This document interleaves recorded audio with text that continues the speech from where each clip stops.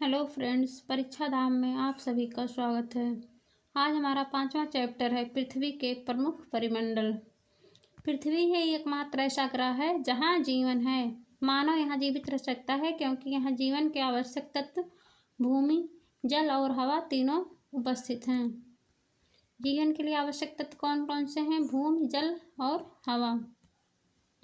भूमि, जल और हवा तीनों महत्वपूर्ण घटक उपस्थित हैं।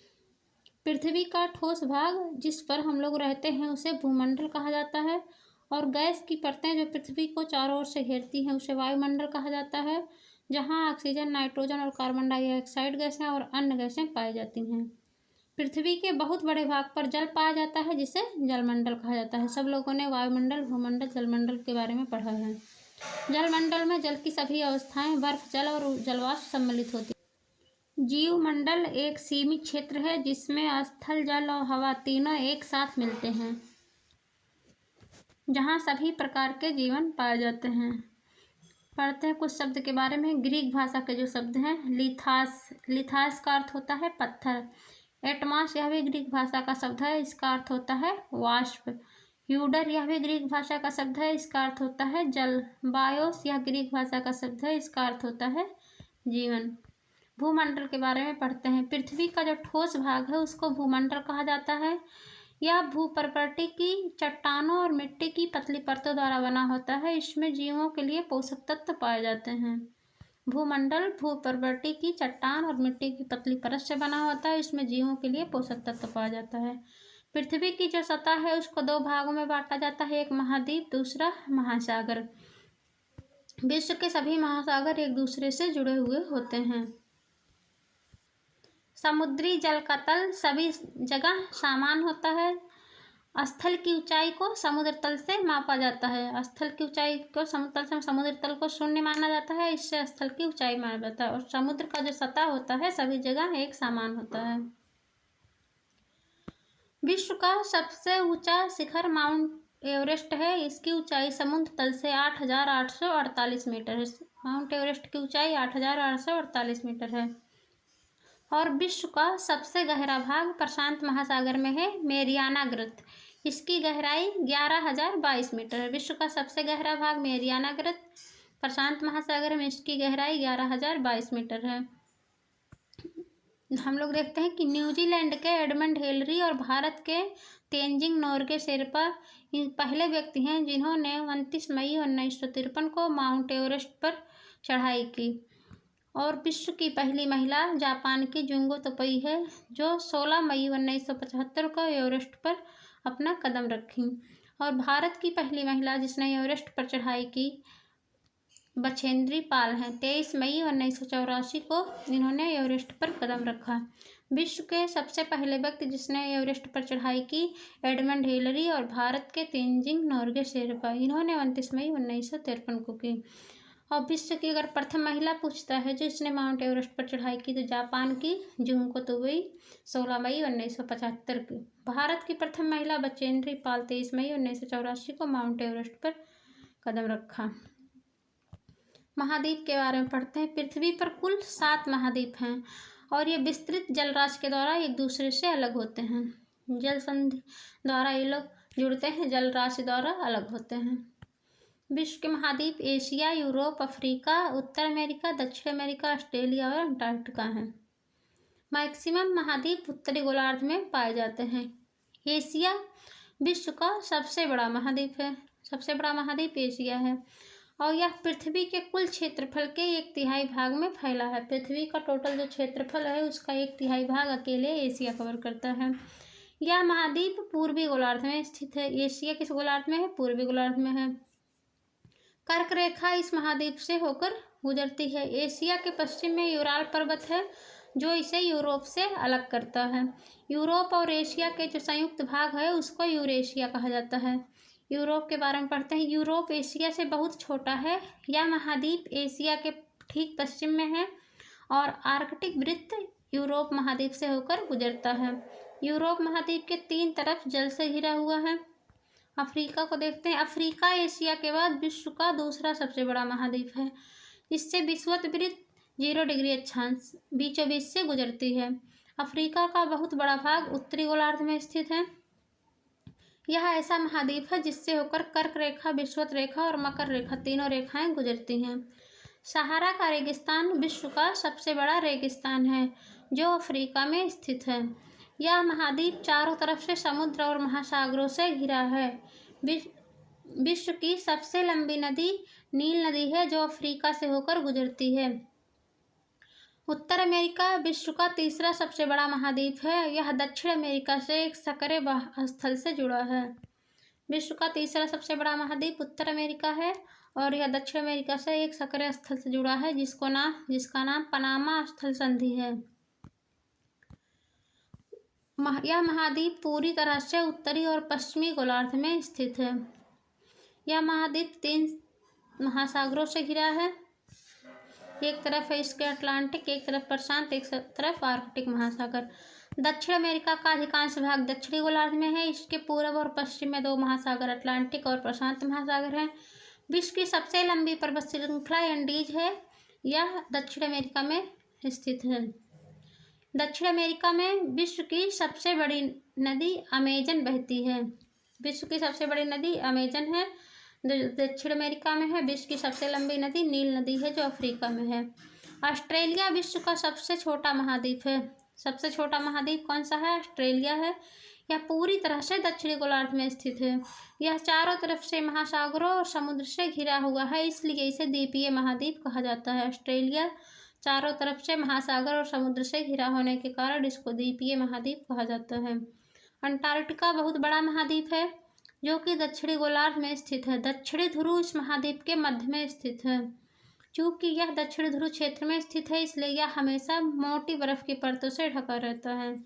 यहाँ किसी भी प्रकार का स्थायी मानव निवास नहीं है। बहुत से देशों के शोध केंद्र यहाँ स्थित हैं। भारत के भी 2 शोध केंद्र मैत्री और दक्षिण गंगोत्री अंटार्कटिका में स्थित हैं। इसको मैप से समझ लेते हैं। ये है हमारा एशिया महाद्वीप। पूरे पृथ्वी के क्षेत्रफल का 1/3 भाग अकेले एशिया कवर करता है। विश्व का सबसे बड़ा महाद्वीप है। ये यूरोप है। यूरोप को एशिया से अलग करता है कौन सा पर्वत? यूराल पर्वत। यूरोप महाद्वीप से यहाँ से होकर ऐसे आर्कटिक वृत्त गुजरता है। तो कौन सा महाद्वीप है जिससे आर्कटिक वृत्त गुजरता है? यूरोप महाद्वीप। ये अफ्रीका है। अफ्रीका से 3 रेखाएं गुजरती हैं। ये विषुवत रेखा, मकर रेखा और कर्क रेखा। और विश्व का सबसे बड़ा मरुस्थल सहारा मरुस्थल अफ्रीका में ही स्थित है। विश्व का सबसे बड़ा गर्म सहारा मरुस्थल अफ्रीका में है। विश्व की सबसे लंबी नदी जो ऐसे बह रही है नील नदी है, यह भी अफ्रीका में स्थित है।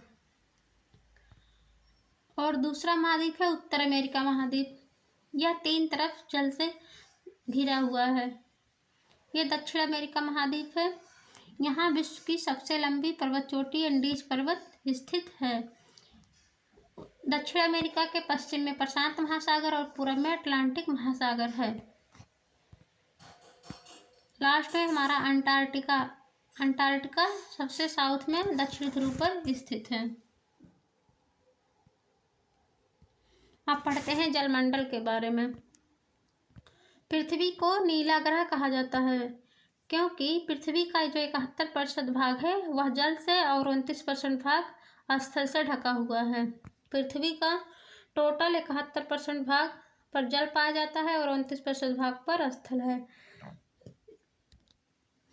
जलमंडल में जल के सभी रूप उपस्थित होते हैं। इसमें महासागर और नदियाँ, झीलें, हिम नदियाँ, भूमिगत जल, वायुमंडल की जलवाष्प सभी सम्मिलित होती हैं। पृथ्वी पर टोटल 71% जल पाया जाता है। इसमें से 97.2% जल महासागर में, और यह महासागरीय जल पीने योग्य नहीं होता है, खारा जल होता है। बाकी जो बचे हुए 2.8% जल होते हैं। इनमें से पीने योग्य जल केवल 0.03% हैं जो पीने योग्य जल हैं। महासागरीय जल 97.2% है। शेष जो बचा जल है 2.8%, इसमें से 0.03% जल ही पीने लायक है। शेष जल हिमचादर के रूप में भूगर्भ में पड़ा हुआ है, हिम नदियों के रूप में है, जिसको हम लोग पी नहीं सकते। पीने योग्य पानी केवल 0.03% है। पृथ्वी पर पाए जाने वाले जल का 97% से अधिक भाग महासागर में है और इतना खारा होता है कि मानव के उपयोग में नहीं आ सकता। शेष जल का बहुत बड़ा भाग बर्फ की परतों, हिमनदियों और भूमिगत जल के रूप में पाया जाता है। जल का बहुत कम भाग आलवण मतलब मीठा जल होता है, 0.03%, अभी हम लोग पढ़ के आते हैं, पाया जाता है, जो मनुष्य के उपयोग में आता है। इसी कारण नीले ग्रह पर रहने के बावजूद भी हम पानी की कमी महसूस करते हैं, क्योंकि पीने योग्य पानी बहुत कम मात्रा में है। महासागर के बारे में पढ़ते हैं। महासागर जलमंडल के मुख्य भाग हैं और सभी महासागर आपस में एक दूसरे से जुड़े हैं। महासागर का जल स्थिर नहीं होता है, हमेशा गतिशील रहता है और तरंग के रूप में गति करता है, ज्वार भाटा के रूप में गति करता है और महासागरीय धारा के रूप में ये चलता रहता है। बड़े से छोटे आकार के आधार पर 5 महासागर प्रमुख हैं। सबसे बड़ा महासागर प्रशांत महासागर है, दूसरे नंबर पर अटलांटिक, तीसरे नंबर पर हिंद, चौथे नंबर पर दक्षिणी महासागर है, 5वें नंबर पर आर्कटिक महासागर है। प्रशांत महासागर सबसे बड़ा महासागर है और यह पृथ्वी के 1/3 भाग पर फैला है। जैसे एशिया महाद्वीप था पृथ्वी के 1/3 भाग पर फैला था, वैसे प्रशांत महासागर इतना बड़ा है कि पृथ्वी के 1/3 भाग पर फैला है। और विश्व का सबसे गहरा भाग जो मेरियाना ग्रत है, यह प्रशांत महासागर में ही स्थित है। प्रशांत महासागर का आकार वृत्ताकार है। एशिया, ऑस्ट्रेलिया, उत्तर और दक्षिण अमेरिका इसके चारों ओर स्थित हैं। अटलांटिक महासागर विश्व का दूसरा सबसे बड़ा महासागर है। यह अंग्रेजी भाषा का यह अक्षर के समान है। इसके पश्चिमी किनारे पर उत्तर और दक्षिण अमेरिका है, पूर्वी किनारे पर यूरोप और अफ्रीका है। अटलांटिक महासागर की तटरेखा बहुत अधिक दंतुरित है। यह तटरेखा दंतुरित होने के कारण यहाँ प्राकृतिक पोताश्रय और पत्तनों के लिए आदर्श स्थिति बनती है। व्यापार की दृष्टि से सबसे व्यस्त महासागर अटलांटिक महासागर है। अगर व्यापार की दृष्टि से सबसे व्यस्त महासागर अटलांटिक है। दंतुरित तटरेखा ये होता है, एक साइड काटा छटा तटरेखा को दंतुरित तटरेखा कहा जाता है। हिंद महासागर ऐसा महासागर है जिसका नाम किसी देश के नाम पर यानी भारत के नाम पर रखा गया है। यह महासागर का आकार त्रिभुजाकार है। इसके उत्तर में एशिया, पश्चिम में अफ्रीका और पूरब में ऑस्ट्रेलिया स्थित है। दक्षिण महासागर अंटार्कटिका महाद्वीप को चारों ओर से घेरता है। दक्षिणी महासागर अंटार्कटिका के चारों ओर से घेरता है और अंटार्कटिका महाद्वीप से उत्तर की ओर 60 डिग्री दक्षिणी अक्षांश तक दक्षिणी महासागर फैला हुआ है। आर्कटिक महासागर उत्तर ध्रुव वृत्त में स्थित है। उत्तर ध्रुव वृत्त में आर्कटिक महासागर है। यह उत्तर ध्रुव के चारों ओर फैला है। यह प्रशांत महासागर से छिछले जल वाले एक सक्रिय भाग से जुड़ा है। जिस सक्रिय भाग से जुड़ता है प्रशांत महासागर आर्कटिक महासागर को, उसे बेरिंग जलसंधि कहा जाता है। यह उत्तर अमेरिका के उत्तरी तटों और यूरेशिया से घिरा हुआ है। मैप में महासागरों को देख लेते हैं एक बार। ये है हमारे महासागर। ये है प्रशांत महासागर। आधा प्रशांत महासागर इधर है और आधा इधर। जब दोनों को जोड़ेंगे तो क्या बन जाएगा, एक वृत्त बन जाएगा। तो प्रशांत महासागर का आकार कैसा है, वृत्ताकार। ये अटलांटिक महासागर है, इसका आकार यस आकार बन रहा है। ये हिंद महासागर, इसका आकार त्रिभुजाकार बन रहा है लगभग। ये तीनों हमारे बड़े वाले महासागर हो गए। ये इसके तट ऐसे दंतुरित हैं, इसलिए यहाँ सर्वाधिक पोताश्रय और पत्तन विकसित होता है। ये दक्षिणी महासागर है जो अंटार्कटिका को चारों ओर से ऐसे घेरे हुए है। ये आर्कटिक है, यह उत्तरी ध्रुव को कवर करता है चारों ओर से। आगे वायुमंडल के बारे में पढ़ते हैं। हमारी पृथ्वी चारों ओर से गैस की एक परत से घिरी है। पृथ्वी कैसे घिरी है, गैस की एक परत से, जिसे वायुमंडल कहा जाता है। हमारे चारों ओर जो गैस की एक परत पाई जाती है, उसी परत को क्या कहा जाता है, वायुमंडल। पृथ्वी की यह पतली परत इस ग्रह का महत्वपूर्ण और अटूट भाग है। अगर यह पतली परत नहीं होती तो हमको वायु नहीं मिलता, वायु नहीं मिलता तो जीवन नहीं होता। इससे हम लोग सांस लेते हैं। यह वायुमंडल हम लोगों को सूर्य की कुछ हानिकारक किरणों से बचाता है। वायुमंडल जो है सूर्य की जो नुकसानदायक किरणें होती हैं उनसे हमको बचाता है।